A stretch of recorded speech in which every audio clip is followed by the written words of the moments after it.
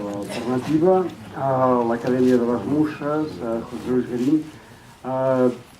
Com que tenim molt poquet temps, perquè la sessió comença amb retard, i després hi ha una altra sessió més tard, i el José Luis, a més, té molt interès en poder parlar amb vosaltres quan s'hagi acabat la sessió i poder tenir un mínim d'intercanvi amb tots vosaltres, li passo la paraula i som-hi. Muchas gracias por venir a ver esta película. No tengo ganas de hablar después, o sea, y me gustaría más en cualquier caso escucharles, pues cuando un cineasta justo está presentando las primeras sesiones de una película, sí tiene una curiosidad extraordinaria por saber cómo está recibida, ¿no? Y esta es la primera proyección en Cataluña. Es una película que empezó casi como una experiencia personal, íntima, un trabajo en torno a la palabra, al poder de la palabra, a cómo se iban a partir del trabajo de la palabra, pero eso que empecé haciendo como un personal, en un momento dado se convirtió, creo yo, pues en una auténtica película. Una película pues muy modesta, industrialmente muy modesta, está hecha con herramientas muy sencillas, es una película hija de la crisis que vivimos, y espero que la disfruten. Yo creo que es una película muy divertida, por lo menos a ratos. Después estaremos extraordinarios, en mi opinión, que protagonizan esta película, para atender sus comentarios, preguntas, recriminaciones también. En fin, muy buena proyección. Gracias.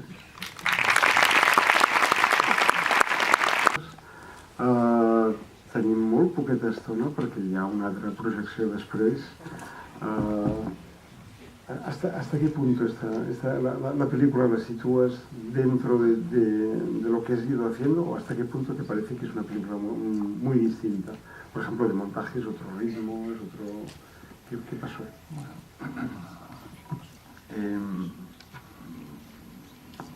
No quisiera nunca repetir o asentarme en una fórmula, ¿no? Recuerdo cuando hice En Construcción, quizá mi película más popular, me llegaron 3 o 4 ofertas para que hiciera algo muy parecido En Construcción. Normalmente cuando los productores, que eso es muy rara vez, pues te piden que hagas algo, desean que repites algo que ya has hecho. Y eso a los cineastas rara vez nos interesa, por lo menos a mí. Es decir, que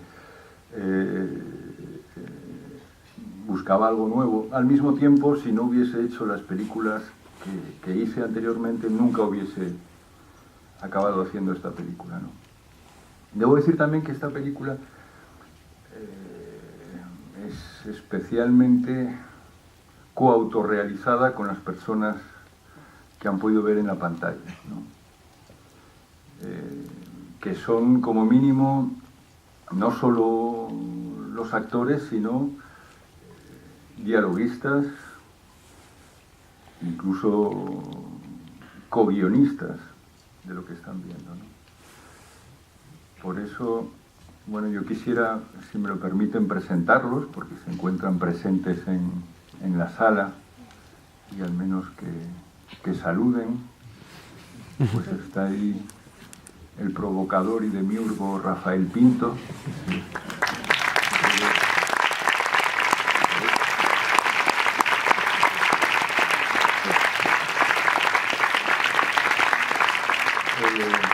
Rosa Delors, su esposa.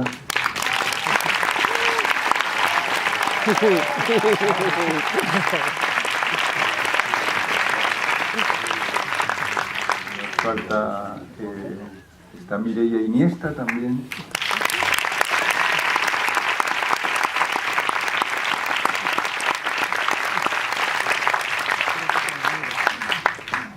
Tenemos a Carolina Yacher,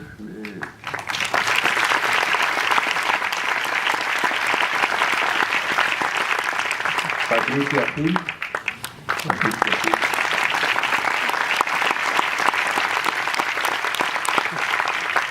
pues está en Italia, no ha podido venir, Emanuela Forgheta, que es un poco la que se ha inventado esta idea de la Academia de las Musas, ¿no? Y que no está.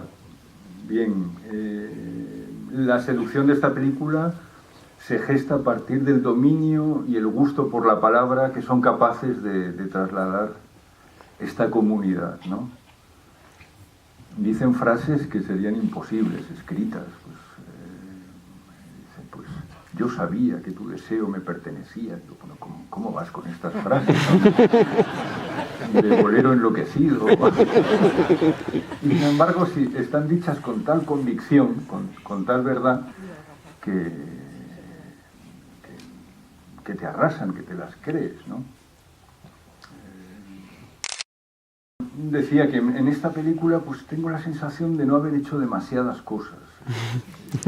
A menudo tenía el sentimiento de ser verdaderamente el primer espectador sorprendido de lo que acontecía. Uno prepara situaciones, organiza unas ciertas cosas, pero luego necesitaba que ese poder de la palabra se manifestara de una determinada manera, que se lo apropiaran ellas, ¿no? Es palabra dicha, es decir, todo es ficción, quede claro, pero los personajes han sido una creación, como mínimo, codo a codo entre ellos y conmigo, ¿no? Y en más de una ocasión, mientras filmaba, porque era yo mismo quien llevaba la cámara, es una película sin más equipo técnico durante la filmación que la presencia de mi impagable sonidista Amanda Villavieja, que también está presente en la sala, con quien trabajo desde En Construcción, y que solidariamente pues venía a esas escenas sobre las que yo no tenía verdaderamente ninguna convicción de que iban a generar una película, ¿no? Como he dicho en la presentación, me planteaba estas escenas como una experiencia mía, ¿no? Personal. Bien, no sé si algún espectador tiene curiosidad por algún aspecto. Digamos que he creado un dispositivo. Me ha gustado empezar la película con esta leyenda que dice una experiencia pedagógica del profesor Rafael Pinto filmada por José Luis Guerín. Digamos que en tanto que cineasta no he querido inmiscuirme, no he querido hacer puestas en escena, ni movimientos de cámara, ni cosas de montaje visibles, ni utilizaciones de músicas, ni ningún tipo de comentario externo. Quería ser un cronista pulcro que constatara, tal día, a tal hora, acontece este encuentro, estas palabras, ¿no? Parecía que había que dotar todo el valor y la belleza debía focalizarse a esta seducción de la palabra, ¿no? Y a los conflictos morales que emanan de esas palabras. Entonces, eso es, creo que he intentado ser lo menos intervencionista posible como cineasta, ¿no? Lo más pulcro posible. Quizá eso cambia también con respecto a otras películas mías anteriores. Es una experiencia pedagógica que transforma la vida de los personajes que intervienen en ella, ¿no? Les perturba porque no para todo, quizás sí que para todos es una experiencia pedagógica, pero al mismo tiempo es algo más. Es decir, una cosa es hablar del amor y otra cosa es dejarse llevar por él, ¿no? Es una aventura peligrosa. Bueno, y hay un recorrido una gran policromía en las relaciones entre la palabra y el deseo y el amor, ¿no? Y asistimos a la creación o gestación de amores a partir de la palabra, del soneto y de Internet también. Y aparentemente hablan siempre de sonetos, de libros, de cómo ordenar una biblioteca, pero siempre soterradamente está latiendo otros temas, ¿no? Siempre a partir de diálogos que siempre son sobre literatura, estamos asistiendo a escenas de celos, a relaciones de poder, de seducción, de manipulación, Por eso yo creo que es una película susceptible de interesar a espectadores no especialmente familiarizados en Dante y en los nombres que se mencionan. Bueno, porque a veces he leído cosas de que es una película sobre Dante o cosas así. Dios mío. Así vamos a orientar a los espectadores que pueda tener la película, ¿no?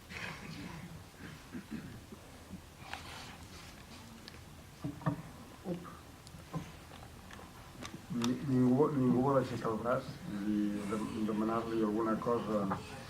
I allà jo veig braços que s'alcen aquí també. Arriba y después aquí davant.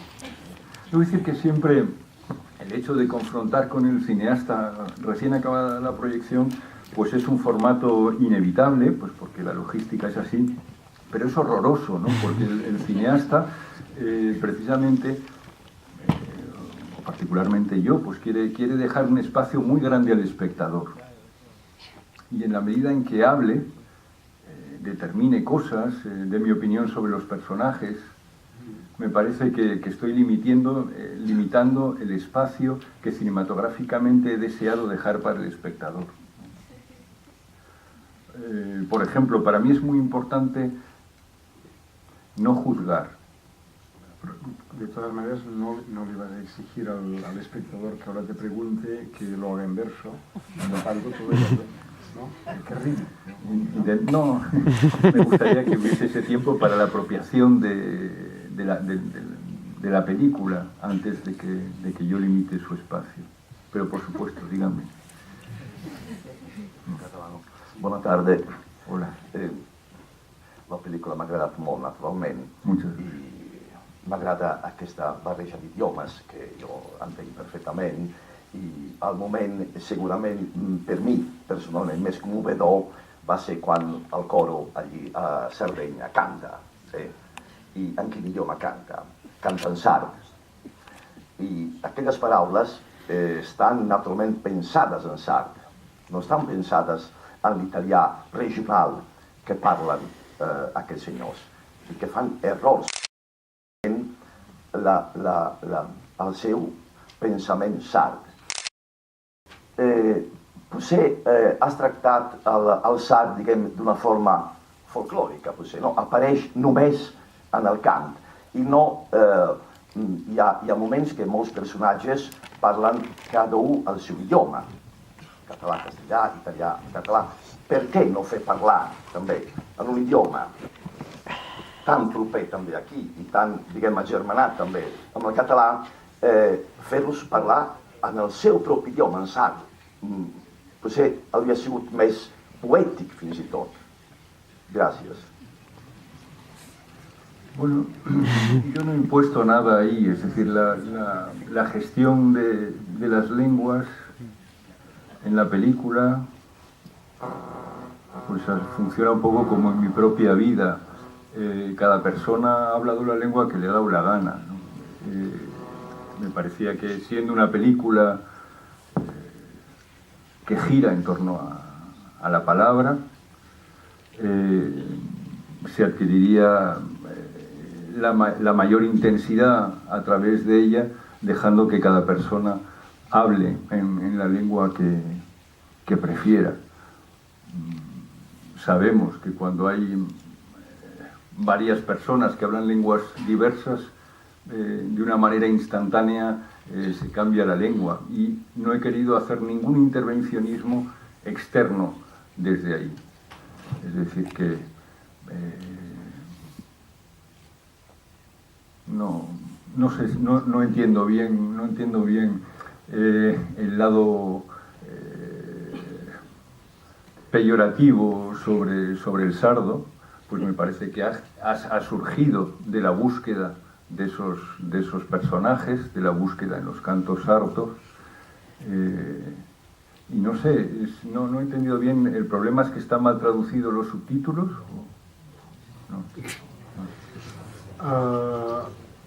Fem una cosa, que és la següent pregunta, i prou, perquè hi ha una projecció després, i això farem és a dir, donarà l'oportunitat que tots nosaltres puguem respirar la pel·lícula i plantejar i pensar-hi amb ella, i li donarà la raó al José Luis, encara que no sigui exactament com ell hauria volgut, però serà així. Ho sento molt, però hi ha una altra projecció. Fem una darrera pregunta, sisplau.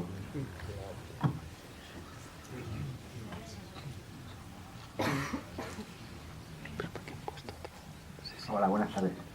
Me gusta mucho la película, me he reído y bueno, proyecta ya una segunda parte en la cual el hombre se pueda defender después de la proyección de manipulador y demás, como ya tenemos la fama.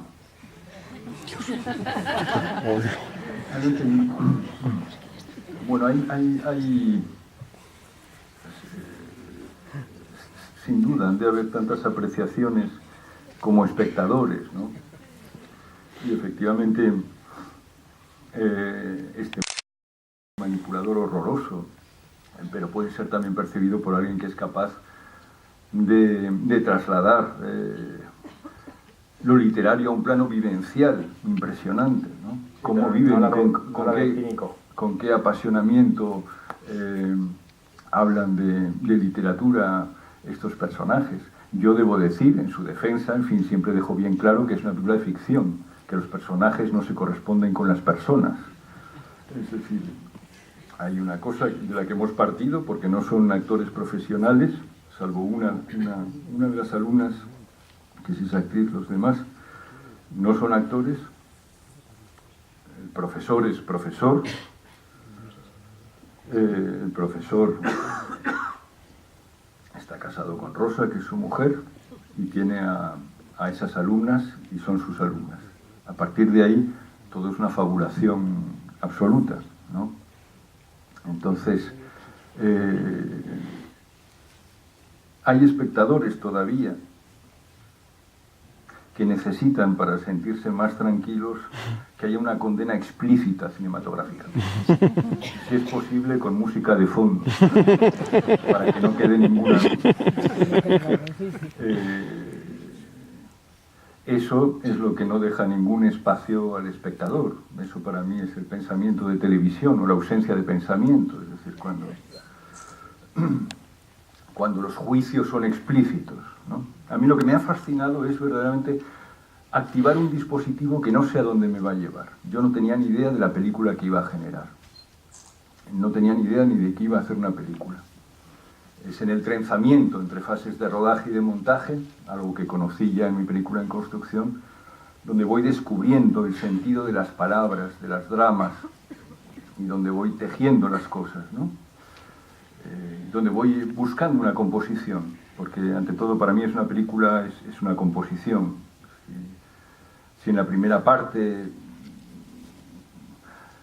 Emanuela, la musa italiana, pues hace un elogio de la Arcadia que le parece encontrar encarnada todavía en Cerdeña, y que sería quizá la musa luminosa, simplificando mucho un cierto estereotipo. En la segunda parte pues hay el viaje a Nápoles, donde van, si ahí era el paraíso, pues ahí sería el infierno, ¿no? Al Averno, y sería un poco un juego de oposiciones que van gestando una estructura, una correspondencia entre las escenas y una composición, un juego de simetrías. Pero eso lo voy encontrando conforme me van dando el material, ellos, los actores, ¿no? A partir de la creación de esas improvisaciones, de esas situaciones. El someterme a ese dispositivo no quiere decir que no exista una toma de partido por mi parte frente a lo que acontece, ¿no? Y yo estoy operando también moralmente frente a esos trozos de vida que me van dando. Por ejemplo, después de asistir a las clases, yo empecé filmando las clases, quizá con estrategias más próximas al documental, sentí el deseo, la necesidad de problematizar un poco el discurso de las clases. Es decir, en una clase, por más que haya una respuesta y conatos de sublevación por parte de las alumnas, pues tenemos una voz unidireccional siempre, ¿no? Una voz de la autoridad. a mí me parecía interesante cinematográficamente problematizar esa autoridad. ¿Y cómo hacerlo? Pues confrontarlo con otras personas, es decir, centrado con su mujer en el ámbito doméstico, en la cocina, con una alumna, con otra. Y de esa manera se va relativizando el poder y la autoridad de esa palabra. Es decir, que mi toma de partido frente a los acontecimientos tiene que ver con esa labor como enunciador para confrontar materiales que problematizan esos enunciados, ¿no? Disculpen si he sido un poco teórico en la respuesta. I jo us prego que em disculpeu perquè jo de teòric no en sigui gens i que sigui molt pràctic, però llavors que no